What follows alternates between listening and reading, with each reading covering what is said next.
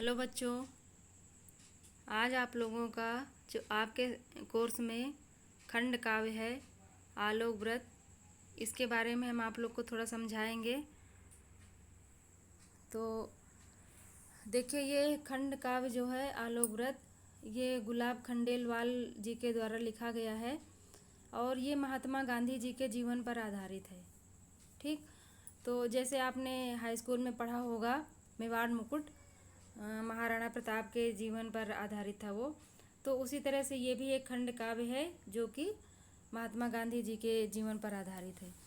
तो आपके सिलेबस में पहले एक नाटक गरुड़ ध्वज और एक खंड काव्य आलोक व्रत, दोनों फर्स्ट ईयर और सेकेंड ईयर में दोनों एक ही जैसे थे और दोनों आते थे। लेकिन कुछ अभी पिछले साल बोर्ड ने कुछ चेंज किया है, तो आपका नाटक जो है वो फर्स्ट ईयर में ही आ जाता है गरुड़ ध्वज, और ये आपका जो आलोक व्रत खंड काव्य है ये आपका सेकेंड ईयर यानी इंटर में आएगा। ठीक है, तो इससे संबंधित आपको दो क्वेश्चन आते हैं एग्जाम में। एक तो चरिचित्रण से संबंधित होता है और दूसरा नाटक के किसी खंड की व्याख्या, किसी खंड का सारांश या फिर पूरे ही खंड काव्य की कथा वस्तु आपको अपने शब्दों में लिखने के लिए आता है। ठीक, तो इसको आप लोग अगर एक दो बार सुनेंगे तो आपको ये पूरा का पूरा ऐसे ही याद हो जाएगा। और आपका अगर कोई एक सर्ग पूछा जाता है यानी कोई एक अंक का सारांश पूछा जाएगा तब भी आप कर लोगे, और पूरे की कथा वस्तु पूछी जाएगी तब भी आप उसको कर लोगे। तो देखिए, इससे संबंधित जो क्वेश्चन है कुछ वो यहाँ पे हमने दिखाए हैं आपको क्या क्या आ सकता है। तो देखिए, पहला है क्वेश्चन कि आलोक व्रत खंड काव्य में वर्णित भारतीय स्वतंत्रता आंदोलन विषयक प्रयोगों का सोदाहरण परिचय दीजिए। अथवा आलोक व्रत खंड काव्य के तृतीय सर्ग में निरूपित गांधी जी के अफ्रीका प्रवास के अनुभवों पर प्रकाश डालिए। अथवा महात्मा गांधी के नेतृत्व में लड़ी गई स्वतंत्रता की लड़ाई विश्व इतिहास की एक महत्वपूर्ण घटना है। उक्ति के आधार पर आलोक व्रत खंड काव्य की कथा वस्तु का विवेचन कीजिए। अथवा आलोक व्रत खंड काव्य भारतीय स्वतंत्रता आंदोलन का दर्पण है, इस कथन की समीक्षा कीजिए। इस तरह से क्वेश्चन आपके आएंगे। तो कुल मिला के आपको आलोक व्रत का ही पूरा सारांश आपको बताना है। तो अगर आपको पूरा सारांश आता है तो उसमें से आपका बीच में जो सर्ग दिए हैं उनके सबके नाम हैं। जैसे प्रथम सर्ग भारत का स्वर्णिम अतीत, द्वितीय सर्ग गांधी जी का प्रारंभिक जीवन। तो अगर बीच से ऐसे पूछा जाता है कि आलोक व्रत खंड काव्य के आधार पर गांधी जी के प्रारंभिक जीवन का परिचय दीजिए, या आलोक व्रत खंड काव्य के आधार पर गांधी जी का अफ्रीका प्रवास के बारे में बताइए, तो अगर आपको पूरा का पूरा सारांश आता है तो कुछ भी बीच से पूछा जाएगा तो आप कर लोगे, और पूरा कथानक पूछा जाएगा तब भी आप कर लोगे। ठीक है, तो देखिए इसका उत्तर आप लोग को बताते हैं हम। सभी लोग इसको देखिए, उत्तर जब आप लिखेंगे तो गुलाब खंडेलवाल द्वारा रचित आलोक व्रत खंड काव्य गांधी जी के जीवन पर आधारित है। इसका सर्गवार संक्षिप्त कथानक अग्रलिखित है यानी कि निम्नलिखित है। ठीक है, अब इसमें से देखिए आपका जो पहला है सर्ग, प्रथम सर्ग भारत का स्वर्णिम अतीत। अब इसमें आप बताएंगे कि भारत का जो अतीत था वो कैसा था, उसके बारे में है ये।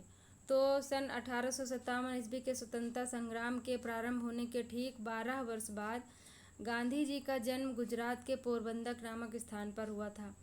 गांधी जी के व्यक्तित्व में दानवीय एवं पाशविक शक्तियाँ भी गांधी जी के व्यक्तित्व से, ठीक है, दानवीय एवं पाशविक शक्तियाँ भी डगमगा गई। अर्थात गांधी जी का चरित्र कुछ ऐसा था, इनका व्यक्तित्व ऐसा था कि सभी लोग इनसे डरते थे, अंग्रेज लोग जो थे। तो ब्रिटिश शासन सहम उठा। शासन के क्रूर अत्याचारों एवं दमनात्मक कार्यों से पीड़ित भारतीय जनता को गांधी जी की वाणी ने साहस, शांति एवं शक्ति प्रदान की।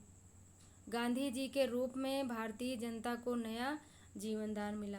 ये आप बताएंगे कि भारत का स्वर्णिम अतीत जो इसकी हेडिंग है, तो यही बताएंगे कि 1857 तक तो कैसा था, कैसा चल रहा था।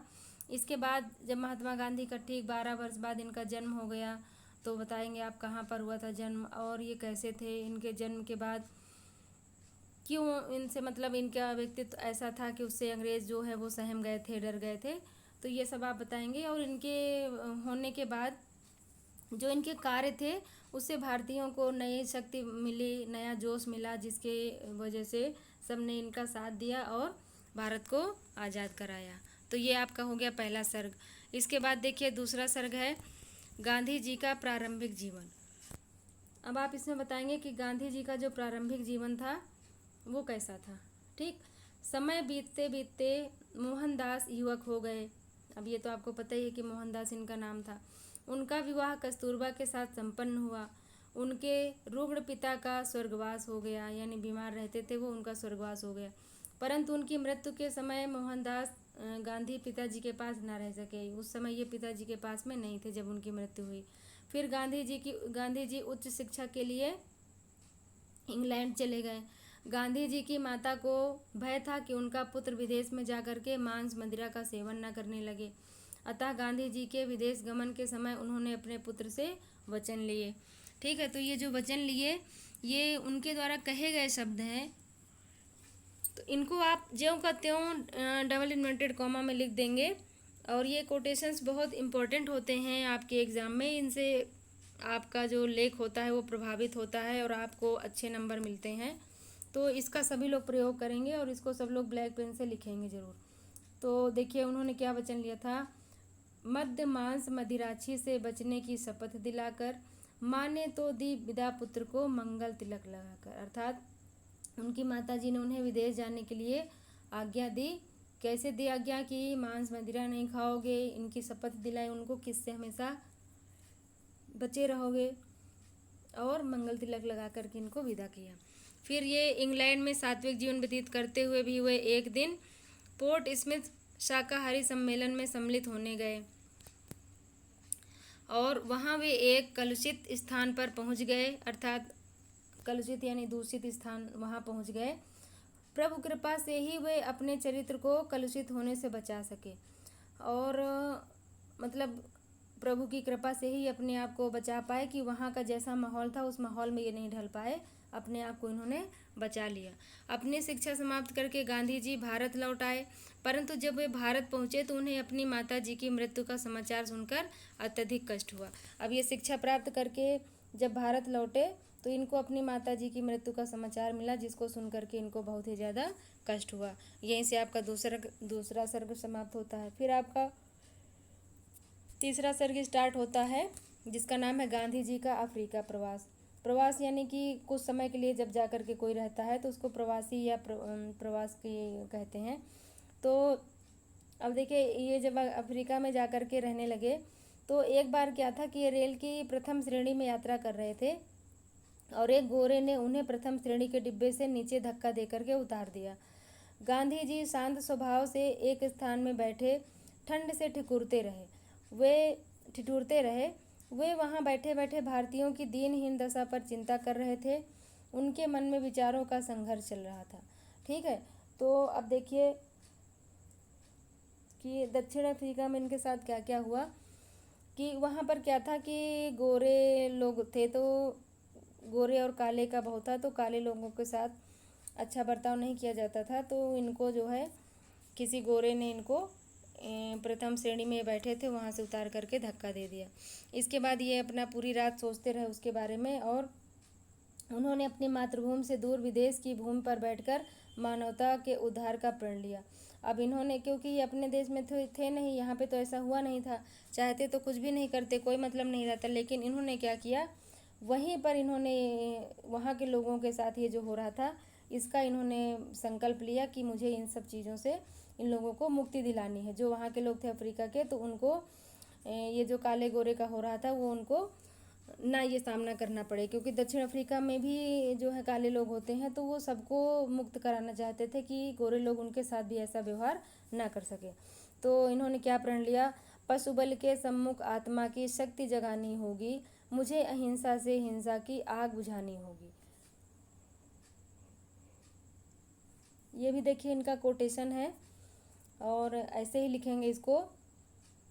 इन्होंने ये प्रण लिया कि मुझे अहिंसा के द्वारा ही इस हिंसा की आग को बुझाना पड़ेगा और पशु बल के सम्मुख आत्मा की शक्ति जगानी, यानी पशु बल ये जो अंग्रेजों का बल है इसके सम्मुख मुझे आत्मा की शक्ति को जगाना होगा। फिर गांधी जी ने सत्याग्रह का अमोघ अस्त्र लेकर के अपने संघर्ष को दक्षिण अफ्रीका की सरकार के विरुद्ध छेड़ दिया। हजारों भारतीयों ने सत्याग्रह आंदोलन में भाग लिया। गांधी जी ने सत्याग्रह आंदोलन का नेतृत्व किया और संघर्ष में विजय प्राप्त की। यानी दक्षिण अफ्रीका में इन्होंने जो सत्याग्रह आंदोलन छेड़ा उसमें सभी लोगों ने बढ़ चढ़ के भाग लिया, भारत के लोगों ने भी भाग लिया और इस संघर्ष में इनको विजय प्राप्त हुई। इसके बाद होता है चौथा सर्ग शुरू होता है गांधी जी का भारत आगमन। अब ये वहाँ से भारत आते हैं तो गांधी जी अफ्रीका से भारत वापस आए और उन्होंने कलकत्ता कांग्रेस में भाग लिया। यानी कलकत्ता में कांग्रेस का अधिवेशन हुआ और उसमें इन्होंने भाग लिया।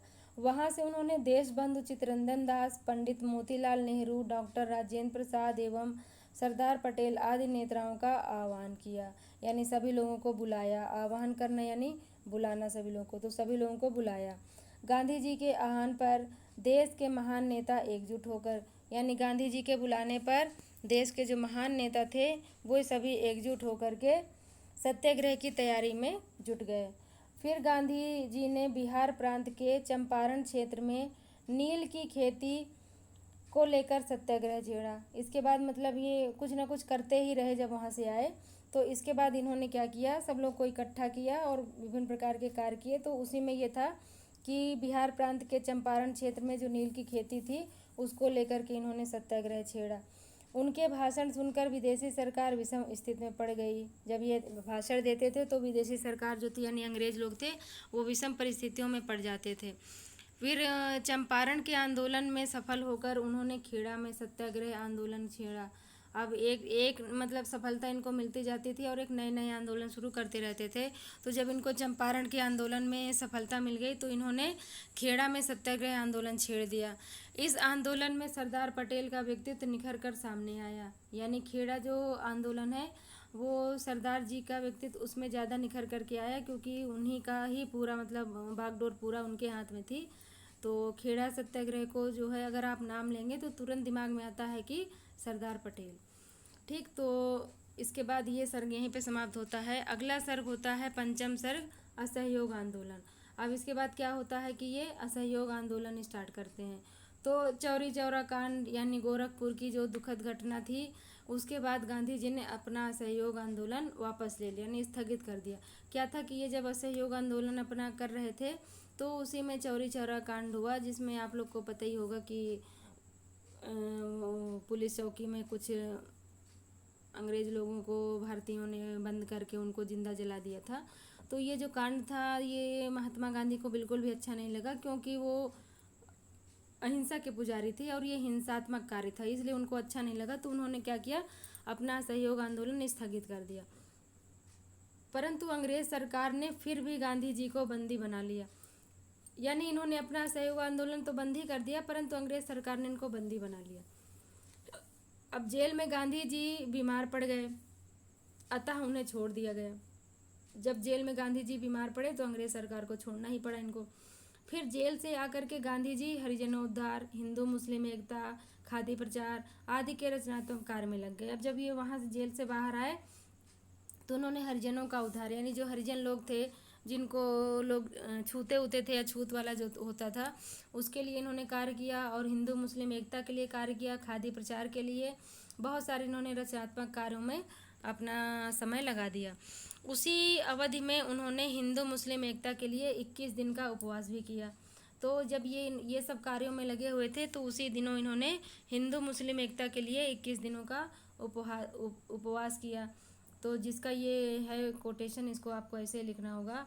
आत्मशुद्धि का यज्ञ कठिन यह पूरा होने को जब आया, बापू ने 21 दिनों के अनशन का संकल्प सुनाया। यानी 21 दिनों का इन्होंने अनशन किया था। तो इसके बाद ये सर्ग यहाँ पे समाप्त होता है। फिर नेक्स्ट स्टार्ट होता है षष्ठ सर्ग यानी नमक सत्याग्रह, इसका नाम है। तो इसी तरह से जैसे मान लो अगर पूछता है नमक सत्याग्रह को का कथानक बताइए, तो आप जानते रहेंगे नमक सत्याग्रह के बारे में, तो थोड़ा बहुत तो बता ही देंगे। तो इसके बाद देखिए, अंग्रेज के द्वारा लगाए गए नमक कानून को तोड़ने के लिए पूज्य गांधी जी ने समुद्र तट पर बसे डांडी नामक स्थान तक की पैदल यात्रा 24 दिनों में पूरी की। यानी अंग्रेज सरकार जो थे नमक पर कानून लगाए हुए थे, तो इस कानून को तोड़ने के लिए गांधी जी ने समुद्र तट पर डांडी नामक स्थान था, उस स्थान तक इन्होंने पैदल यात्रा शुरू की, जो कि 24 दिनों में पूरा हुआ था। इसके बाद अंग्रेज सरकार ने गोलमेज कॉन्फ्रेंस का आयोजन किया। ठीक, तत्पश्चात अंग्रेज शासकों ने गोलमेज कॉन्फ्रेंस का आयोजन किया। अब इसमें देखिए नीचे की खाली एक लाइन जो है वो आ नहीं पाई है, तो आप लोग इसको सुनेंगे समझ में आ जाएगा। कॉन्फ्रेंस का आयोजन किया, ये यहाँ तक लिखा ही है। इसके बाद जिसमें गांधी जी को बुलाया गया। अब उन्होंने क्या किया, एक कॉन्फ्रेंस, गोलमेज कॉन्फ्रेंस का आयोजन किया जिसमें गांधी जी को बुलाया गया। इस कॉन्फ्रेंस के साथ साथ कवि ने सन 1937 यानी 1937 ईस्वी के प्रांतीय स्वराज की स्थापना का भी सुंदर वर्णन किया है। यानी नमक सत्याग्रह जब होता है तो इसके बाद अंग्रेज लोग एक कॉन्फ्रेंस करते हैं, उसमें गांधी जी को बुलाते हैं और यहीं पर ये सर्ग समाप्त हो जाता है, षष्ठ वाला सर्ग नमक सत्याग्रह। लेकिन लेखक ने इसमें 2 लाइनें और जोड़ी हैं कि इस कॉन्फ्रेंस के साथ साथ कवि ने क्या किया है, 1937 में जो प्रांतीय स्वराज की स्थापना हुई थी उसका भी उन्होंने इसमें सुंदर वर्णन किया है। तो इसके बाद ये आपका देखिए इसके कथानक पूरा हो गया है। तो आप इसको ऐसे ही याद कर सकते हैं एक स्टोरी की तरह, जो कि आपको याद हो जाएगा कि किस तरह से भारत की पहले स्थिति थी, फिर गांधी जी का जन्म हुआ, इनका प्रारंभिक जीवन कैसा था, गांधी जी अफ्रीका गए तो वहाँ पर क्या हुआ, फिर गांधी जी भारत आए वापस तब क्या हुआ, असहयोग आंदोलन इन्होंने स्टार्ट किया, फिर नमक सत्याग्रह किया। इस तरह से सीक्वेंस से आप अगर पढ़ेंगे तो आपको ये याद हो जाएगा। और अब देखिए इसमें दूसरा क्वेश्चन जो आपके ऑप्शन में आता है कि चाहे आप इसका सारांश लिखिए, चाहे महात्मा गांधी जी का चरित्र चित्रण। तो इनका चरित्र चित्रण आपको पता ही, इतना आपने देखा तो इसी से आपको समझ में आ गया होगा कि क्या क्या करना, कैसे थे गांधी जी। तो आप उसी हिसाब से इनका चरित्र चित्रण कर सकते हैं। जैसे पुरुषार्थी एवं आस्तिक थे, जनतत्व के प्रति आस्थावान थे, राष्ट्रीय एकता के पक्षपाती थे, भावात्मक एकता के पक्षपाती थे, अस्पृश्यता उन्मूलन यानी वही जो अछूत वाला था, हरिजनों उद्धार, इसको आप हरिजनों उद्धार भी कह सकते हैं कि हरिजनों का इन्होंने किस प्रकार से उद्धार किया। सत्य और हिंसा के पुजारी, ऐसे भी आप लिख सकते हैं, सत्य और हिंसा के पुजारी, दुर्बलताओं पर विजय प्राप्त करने वाले व्यक्ति, तादात्म्य देश प्रेम यानी देश प्रेमी थे। तो इस तरह से आप इनका चरित्र चित्रण बता सकते हैं कई सारी हेडिंग में। जितना आप ज़्यादा लिखेंगे उतना ही आपके लिए अच्छा रहेगा और आपको अच्छे नंबर प्राप्त होंगे। तो ये देखिए ये यहीं पर इसको हम समाप्त करते हैं। अगर इससे संबंधित आपको कुछ पूछना है तो आप मुझे कमेंट बॉक्स में बता सकते हैं। और आप लोगों को ये वीडियो अच्छा लगा है तो सभी लोग इसको लाइक करेंगे और दोस्तों के साथ इसको शेयर ज़रूर करेंगे ताकि सभी लोग इसको सुन सके, और मेरे चैनल को सब्सक्राइब ज़रूर करेंगे।